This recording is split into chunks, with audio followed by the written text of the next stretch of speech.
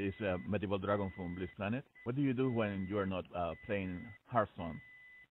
I currently I'm studying. I study architecture. I'm second year. So between that and Hearthstone, that's what I do with most of my time. You're playing a Taunt Druid, Recruit Hunter, Shudderwalk Shaman, and Miracle Rogue at the coming HCT. What was the process of choosing the best possible cards for each deck? Well, first I try all the decks possible, like all the archetypes, aggro, control, and stuff. And in the last week, I decided that I wanted to bring an anti-control lineup.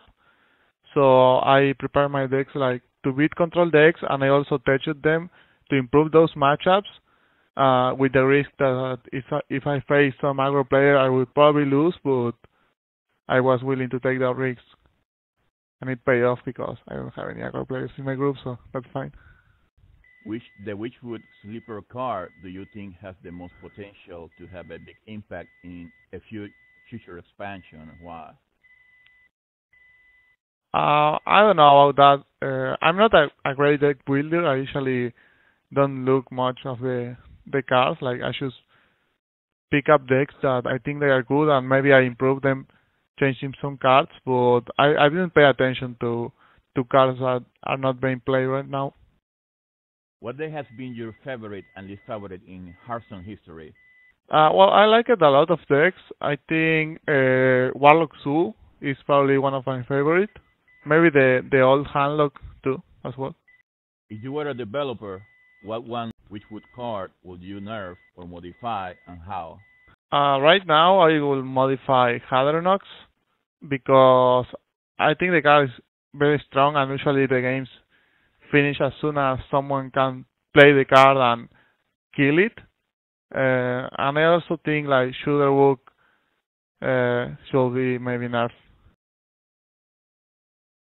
Throughout the course of past tournaments that you have played in 2018, what deck and player was most challenging to defeat? I don't know. I think there wasn't any specific opponent. Like I played, for example, two times to Masi this year. I played in top four for the Copa America Tour stop, and then I played in the last Swiss round of this playoff. Um, I lost both times, so I guess he was the hardest one, but I didn't beat him yet. What mistakes from the previous tournament did you learn, and how did you compensate to make your deck stronger for the upcoming tournament? Well, I think last year I didn't have much time like to prepare my decks, and I ended up like deciding my lineup and my touch cards, and specifically like I wrote a Warlock deck that was kind of bad, and I decided it like 2 hours before the deadline.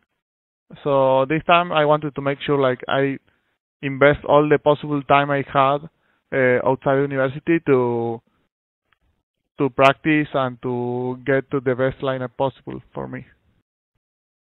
How do you prepare for the upcoming tournament? I tried a lot of decks myself, and I used them in the Copa America qualifiers also. So I use those tournaments to practice deck. Um, I also talk a lot with some Argentinian guys that usually help me to prepare or to test deck. One of them is Pinche, and the other one is Tincho. I prepare with both of them for this tournament. What do you like the most about this new expansion, the Witchwood? First, I didn't like that much, honestly, the expansion. I felt like the decks were kind of boring to play, but now that the meta settled a bit, like we have a lot of decks and a lot of different options to play in ladder and tournament, and I think that's what I like the most, to have possibilities. Are there any other players from other countries that you are the most worried about defeating? To face here in the tournament? Yes. Well, I would like to avoid the aggro players. Killing all day have an aggro lineup, and Turna have as well, so I would rather not face them. What are the strongest strategy that you have to face in this tournament?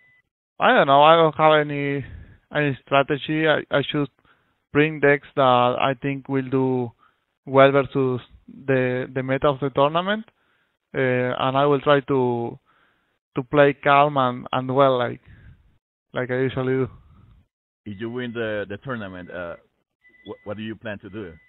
Well, I didn't thought about that yet. Probably invest some money and keep using that to study. That is what I'm doing now, mostly with the money I win with tournaments and stuff. Uh, I should use that to keep dedicating my time to Hearthstone instead of having to work while studying.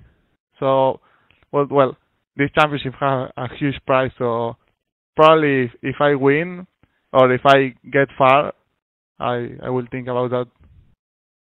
What made you decide to play competitively?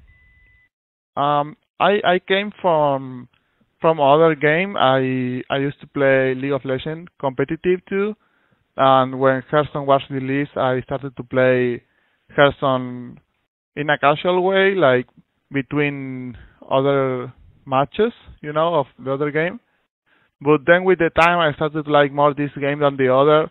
I like it the individual aspect because the other game you need your teammates in certain time to practice, and you also depend on them to do well, and also you have like the pressure that maybe you are not doing well enough for them. So I started to like more and more about Hearthstone. Then some online tournaments came out, and I was doing well, so I just made the change and started to dedicate my time to Hearthstone and drop the other. Hi, Cristobal. How do I feel about the Blizzard support in Latin America? I think I'm proud of the Latin American people in Blizzard. I know Bullet and Demon Swap for some years now, and they've been working a lot to improve our region.